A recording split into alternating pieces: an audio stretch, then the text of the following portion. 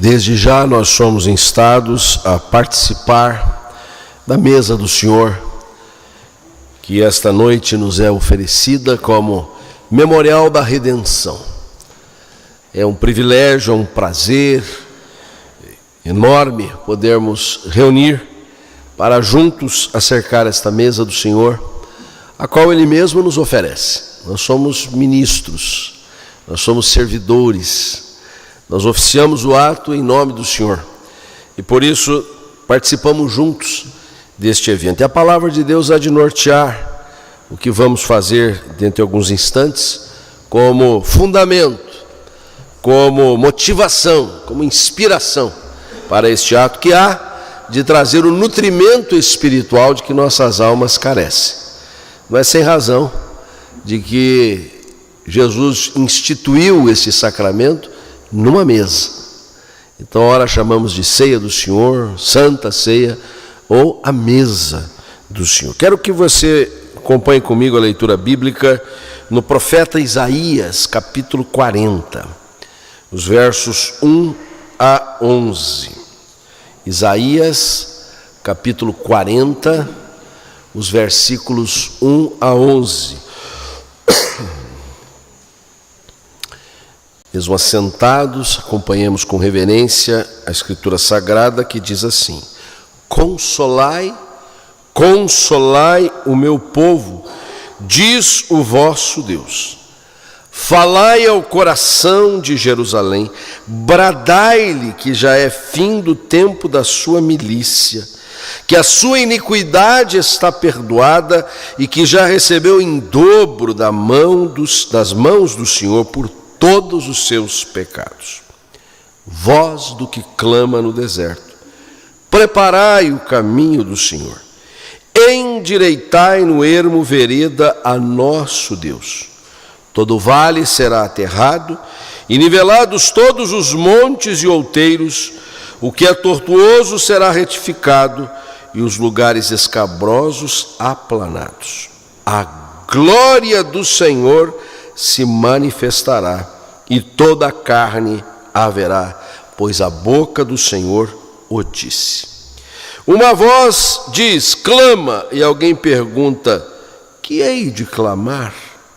Toda a carne é erva, e toda a glória, sua glória é como a flor da erva. Seca-se a erva e caem as flores, soprando nelas o hálito do Senhor. Na verdade, o povo é erva. Seca-se a erva e cai a sua flor, mas a palavra do nosso Deus permanece eternamente. Tu, ó Sião, que anuncias boas novas a um monte alto, tu que anuncias boas novas a Jerusalém, ergue a tua voz fortemente, levanta, não temas, e dize às cidades de Judá, eis aí está o vosso Deus. Eis que o Senhor Deus virá com poder e o seu braço dominará. Eis que o seu galardão está com ele e diante dele a sua recompensa. Como pastor, apacentará o seu rebanho. Entre os seus braços recolherá os cordeirinhos e os levará no seio. As que amamentam, ele guiará mansamente. Ó Deus santo e bendito, estamos diante da Tua palavra que é a verdade e desejosos que o Teu Espírito alumie mentes e corações, a fim de divisarmos o Teu querer para as nossas vidas. Usa o Teu instrumento, apesar da sua precariedade, mas nas mãos do Senhor, Tu possas fazer ressoar a voz maravilhosa que orienta os nossos passos que vem de Ti. Oramos assim em nome de Jesus. Amém.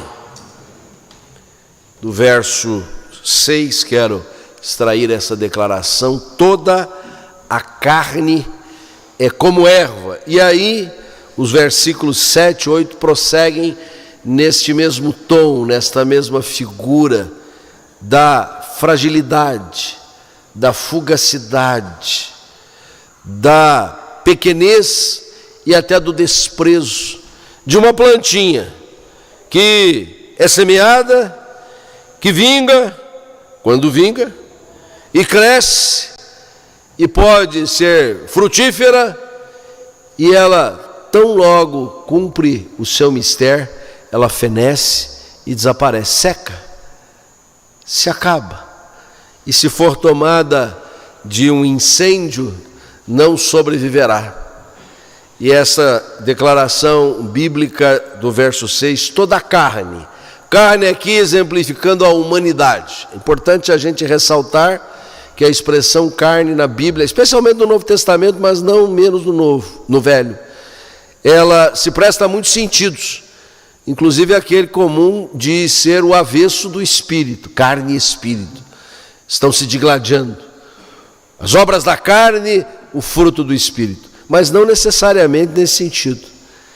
Quando se diz que o Espírito Santo foi derramado sobre toda a carne, o que se quer dizer é que a humanidade foi habilitada a receber a presença, o sopro, o vigor, a vida do Espírito. E aqui é nesse sentido, carne como humanidade. A humanidade é como erva, uma erva que, caindo a sua flor, soprando nelas o hálito do Senhor, ela não sobrevive. O que é extremamente terrível, o que traz para o nosso coração o sentimento de absoluta debilidade, fragilidade a que estamos submetidos.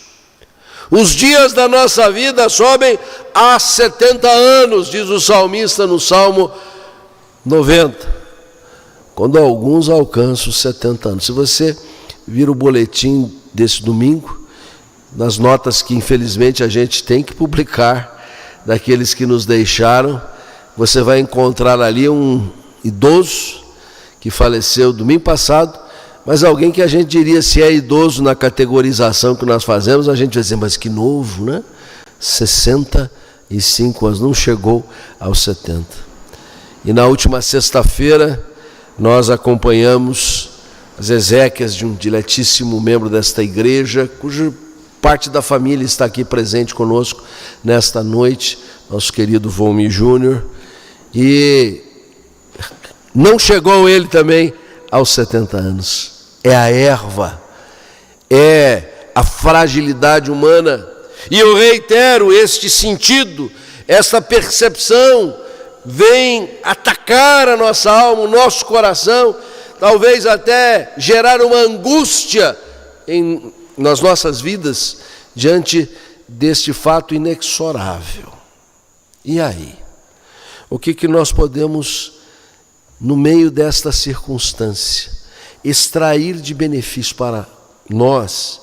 Estamos agoniados, angustiados, talvez desconsolados. E olhe que esta passagem começa com essa convocatória para a consolação. Consolai, consolai o meu povo. Mas esse povo, essa gente, esta carne, esta humanidade é erva fugaz. Consolai, consolai o meu povo. Mas eu quero aqui, à luz desta página sagrada, trazer uma meditação que nos garante a consolação. A consolação está assegurada. A consolação está garantida à mercê da nossa fragilidade, da nossa existência fugaz.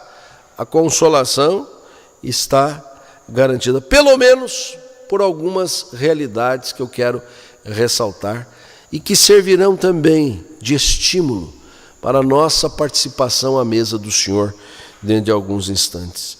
E a primeira coisa que nós aprendemos nesse texto é que a consolação está garantida pela presença do Senhor na nossa vida.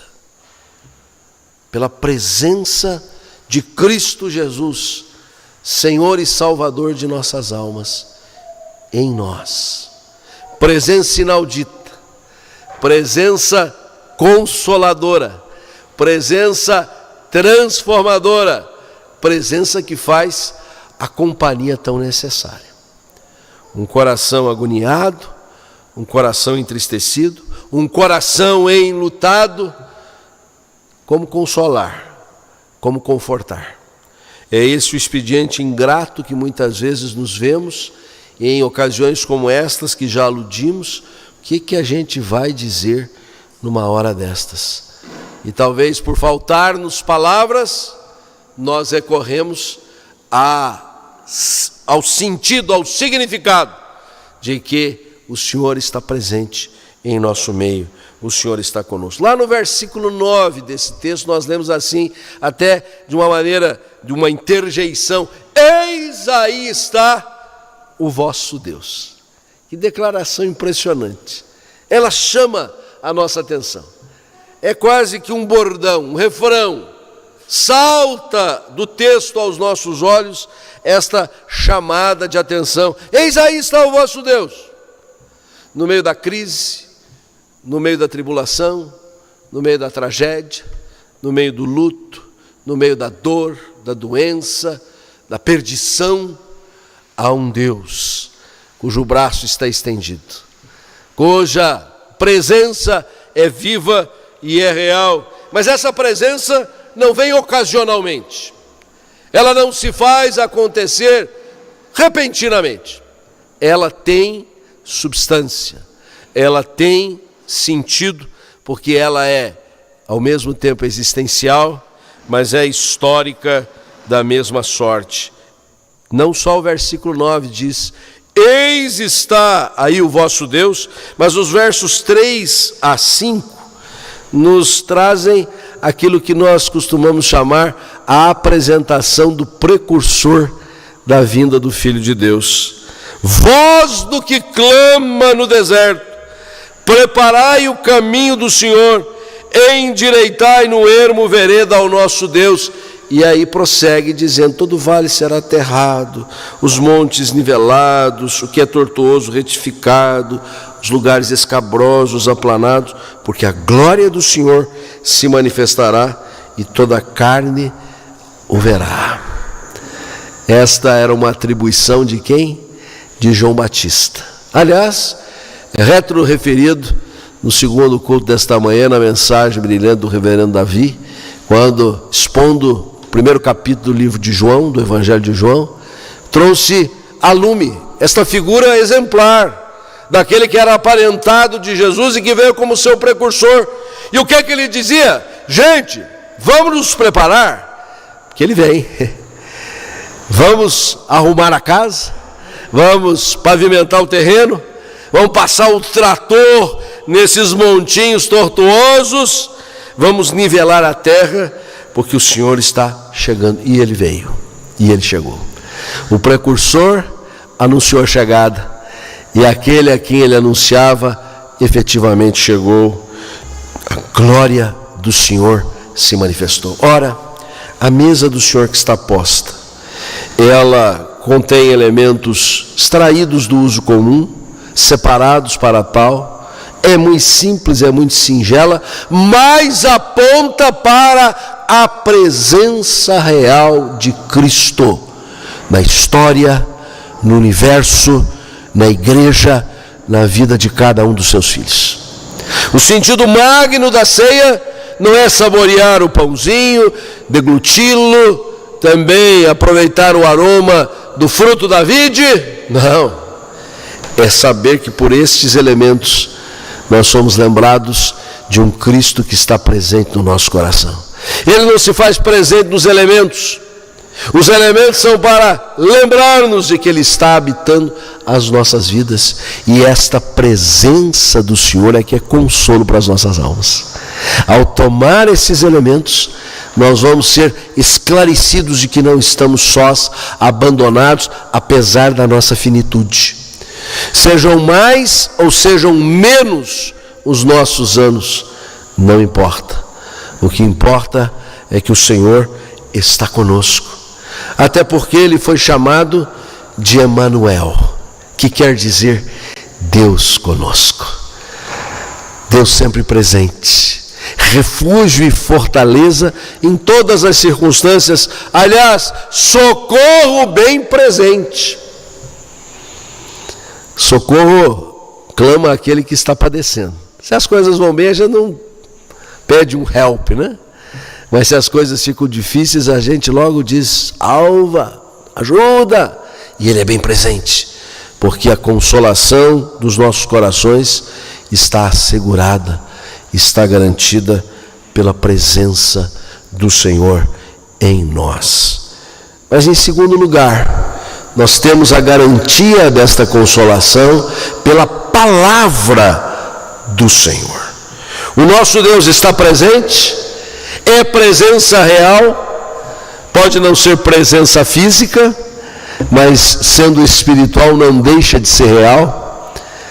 Este mundo permeado pela razão e pela ciência não tem a percepção do espiritual e costuma julgar o que é dessa natureza como irreal, quando na verdade é algo que é suprarracional, é supracientífico, mas não deixa de ser real.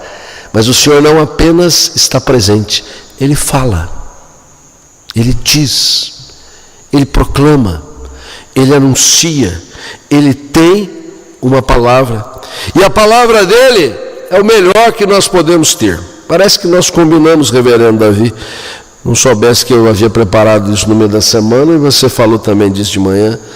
Tu, ó Sião, que anuncias as boas novas, sobe a um monte alto, tu que anuncias as boas novas a Jerusalém. Ergue a tua voz fortemente, levanta, não temas. Boas novas, o Evangelho de Jesus. E se é uma coisa que a ceia do Senhor traduz para nós, é o Evangelho, que não é outra coisa senão a melhor notícia, a boa notícia.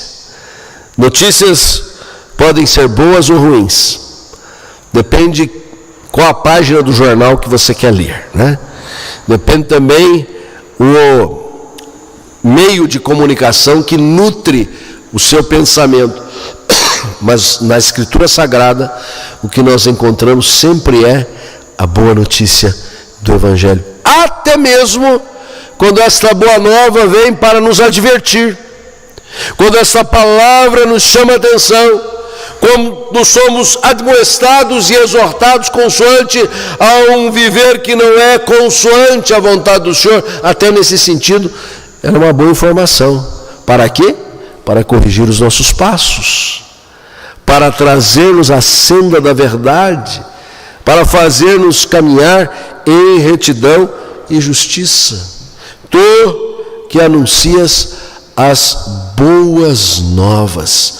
E note bem, o verso 8 que encerra a figura da erva que seca, que fenece, que se acaba, que é queimada.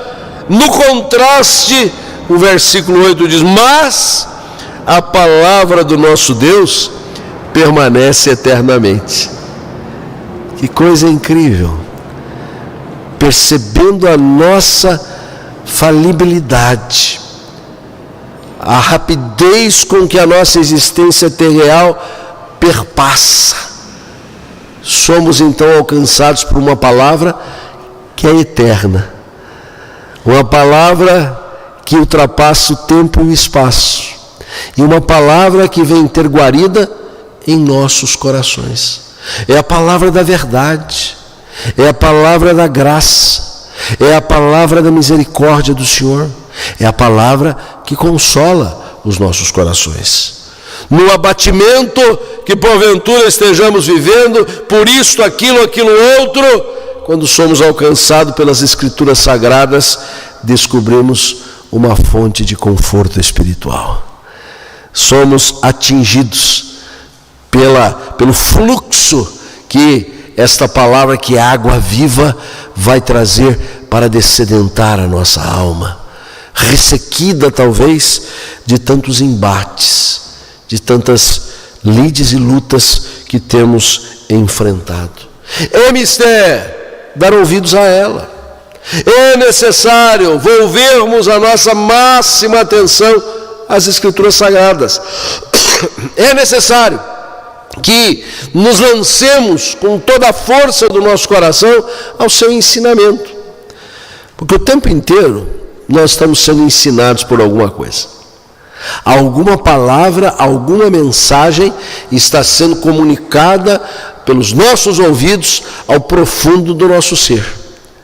E infelizmente é preciso reconhecer.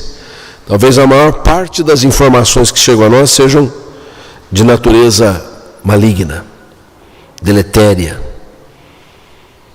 que não concorrem para o propósito do Senhor na nossa vida. Venham pelos meios de comunicação mais variados, pelas conversas também diversas que temos, pelos eventos e encontros que participamos, e talvez reservamos muito pouco tempo para dar ouvidos à palavra de Deus. Numa meditação, quando muito ligeira, ao início do dia ou ao fim do mesmo, talvez já exauridas as nossas forças, quando deveríamos emprestar mais atenção à palavra do Senhor, porque ela propicia a garantia desta consolação. Não há versículo algum, capítulo nenhum das Escrituras Sagradas que não tenha um ensinamento precioso às nossas almas. Basta que nós temos o trabalho de ir até ela e ler e meditar. Aliás, essa é a nossa tônica neste bimestre, iniciando hoje, dentro da temática anual. Nosso tema anual são as palavras de Jesus: edificarei a minha igreja. E desta feita agora, nesses 2 meses, nós estaremos enfatizando igreja que é edificada pela palavra, sendo edificados pela palavra. Desafio você a ler a nossa mensagem pastoral desse domingo e as que virão a seguir, que reforçarão este aspecto, porque dela também emana consolo para as nossas almas. Consolação garantida pela presença do Senhor, mas também assegurada pela palavra do Senhor, esta boa nova, este santo evangelho da graça do Senhor. Mas em terceiro lugar, consolação garantida pelo perdão do Senhor.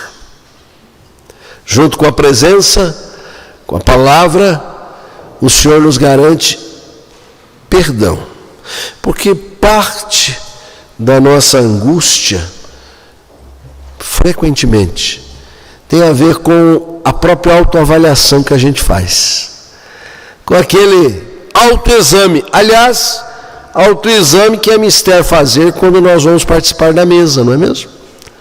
Examine-se o homem a si mesmo.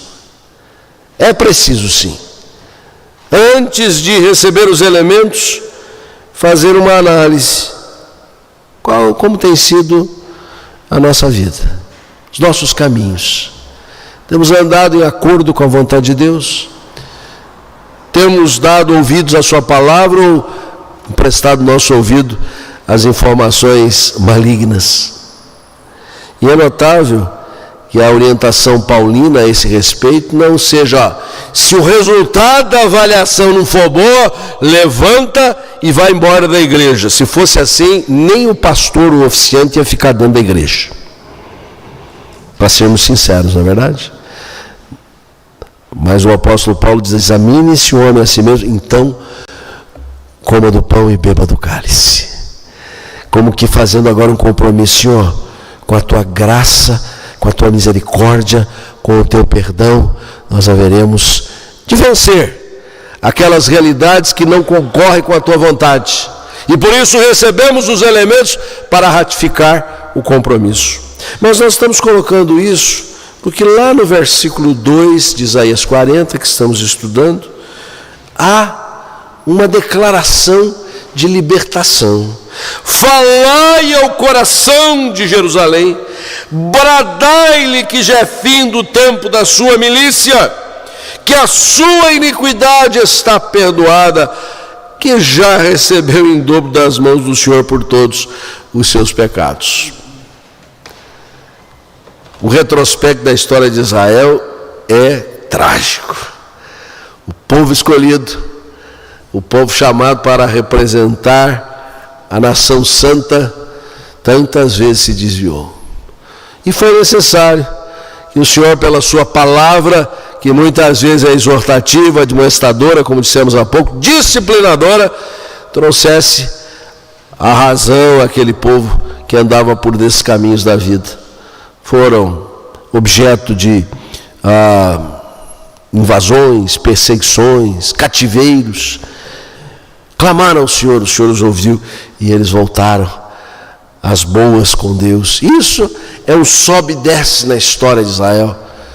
Um desafio para você é ler o livro dos Juízes, em que você vê exatamente esse retrato em que o povo busca Deus, é abençoado, aí se desvia de Deus, aí vem o castigo, aí ele se arrepende de novo, e isto reincidentemente. Mas não é só o livro de Juízes. Toda a história de Israel tem esta caminhada. Mas aqui há uma declaração que é totalizante, que não é mais para a gente ficar nessa montanha russa, é sobe e desce, porque nesta passagem nós encontramos a declaração do perdão que advém da obra redentora do Salvador Jesus na cruz. E esta é definitiva, e esta é cabal, e esta não deixa dúvida nenhuma. Sim, o tempo da sua milícia já é fino, porque em Cristo Jesus a sua iniquidade está perdoada. O que se requer de nós é que nos aproximemos humildemente da face do Senhor, que não sejamos refratários ao seu perdão. O salmista no Salmo 32, também lido num dos cultos desta manhã, Salmo 32 diz assim: bem-aventurado o homem cuja iniquidade é perdoada, cujo pecado é coberto. Coberto não para ser escondido, coberto porque é coberto pelo sangue do Senhor Jesus. Esse sangue que nos purifica de todos os nossos pecados.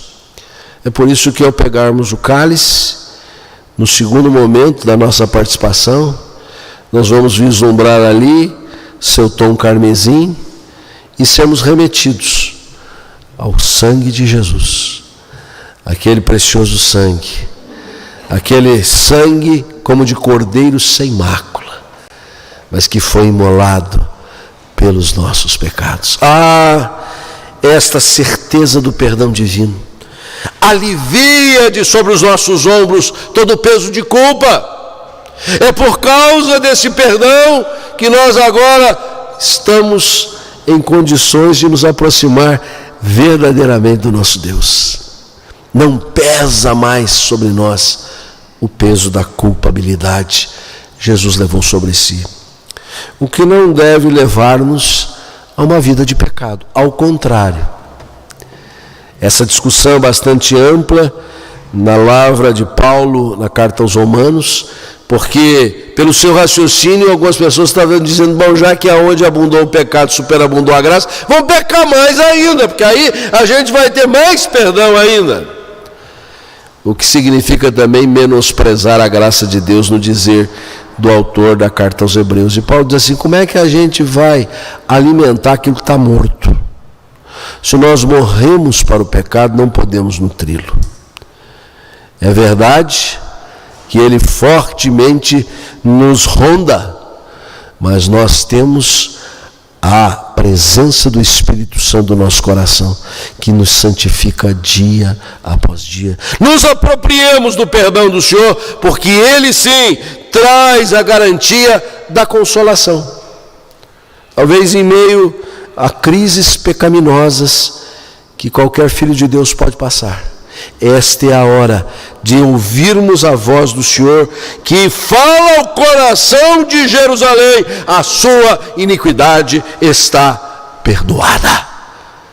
E não mais a voz de sentença judiciosa sobre os nossos corações. Consolai o meu povo que é erva, que sucumbe, mas que é consolado, tendo esta consolação garantida pela presença do Senhor, pela palavra do Senhor, pela presença do Senhor, mas pelo pastoreio do Senhor. Fantástico! O Deus que está junto de nós, que fala conosco, que nos purifica dos nossos pecados, é o Deus que cuida de nós. E a figura do versículo 11 é tremenda, porque ela diz assim: como pastor apacentará o seu rebanho. Entre os seus braços recolherá os cordeirinhos e os levará no seio. As que amamentam, ele guiará mansamente. O Senhor é meu pastor, nada me faltará. Eu sou o bom pastor. O bom pastor dá a vida pelas ovelhas. E reiteradas vezes as Escrituras se referem àquela figura própria da cultura antiga agropastoril, em que o indivíduo sabia como levar as ovelhas do seu redil até o pasto e trazê-las de volta. Algumas vezes ele tinha que fazer serão, porque uma centésima tresmalhada ficava distante e era mistério buscá-lo. E às vezes a que custo, né? Em algumas circunstâncias, talvez tendo que até dar assim um machucadinho nela para ela não fugir muito. Porque o Salmo 23, que diz que o Senhor é o nosso pastor, também diz assim: é com a vara e com o cajado que Ele nos consola. E às vezes consolo não pode prescindir de uma varada, né? De uma disciplina, de um puxão de orelhas, de uma chamada de atenção. A gente não gosta de ser chamado de atenção, gosta? Não gosta, né?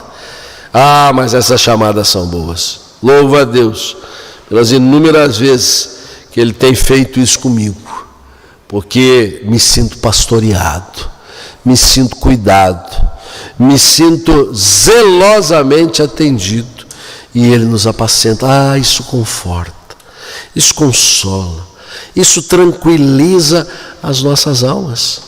E então o cenário que é de fugacidade da existência ganha agora um novo vislumbre, porque quem conta com a presença do Senhor, com a palavra do Senhor, com o perdão do Senhor, com o pastoreio do Senhor, tem uma nova perspectiva de vida, que é aquela própria da palavra que dura eternamente, que é própria do Deus presente conosco, que é eterno, é aquele que nos deu a vida eterna em Cristo Jesus. Nós somos convocados para participar da mesa do Senhor, e o fazemos desta confiança, nessa certeza, que a nossa perspectiva não é de sermos uma erva ressequida que vai passando, mas daqueles que foram alcançados por uma graça maravilhosa, que se renova a cada dia. Quem está em Cristo é uma nova criatura. As coisas antigas passaram, agora tudo se faz novo, renovado. Estamos reconciliados com o Senhor. Não há mais razão para ficarmos ofendidos, acabrunhados, distantes do Senhor. Ele diz reiteradas vezes: se consolem, se consolem. Esta é a voz do Senhor para conosco. Bom contar e recontar esta história. Dias difíceis, pesarosos, trágicos em muitos sentidos, mas o Senhor é consolo verdadeiro. E estamos assegurados da tua consolação, porque és Deus conosco, Emmanuel, porque é Deus que fala, e a tua voz, ó Deus, ressoa no profundo das nossas almas. É Deus perdoador, que lava, purifica, santifica as nossas almas. E é o Deus que zela, que cuida como bom pastor dos nossos corações. De tal sorte, ó Deus, que agora, como partícipes da mesa do Senhor, relembrados desta história da redenção, nós não sairemos daqui silentes, Senhor. Sairemos daqui contando esta história, cantando assim: Cristo na cruz foi morto por nós, para que outros também venham ter o contato com esta santa palavra verdadeira, preciosa, redentora, salvadora de nossos corações. Dá-nos, ó Deus, uma semana abençoada, uma semana exitosa, que o resultado do trabalho das nossas mãos seja prolífico, que a nossa vida seja harmônica, que estejamos na proteção, na guarida do Senhor, que sejamos, ó Deus, também referência da Tua presença neste mundo perdido, em densas trevas, nós possamos resplandecer como luzeiros no mesmo. Assim te pedimos, assim te louvamos e oramos nas preciosas bênçãos do Senhor Jesus, hoje e sempre. Amém. Que o Senhor vos abençoe e vos guarde. Que o Senhor faça resplandecer sobre vós o seu rosto e de vós tenha misericórdia. Que o Senhor sobre vós volva a sua face e vos dê a paz. A graça maravilhosa do Filho, o amor infindo do Pai, a consolação do Espírito Santo repouse sobre vós, convosco permaneça, hoje e sempre. Amém.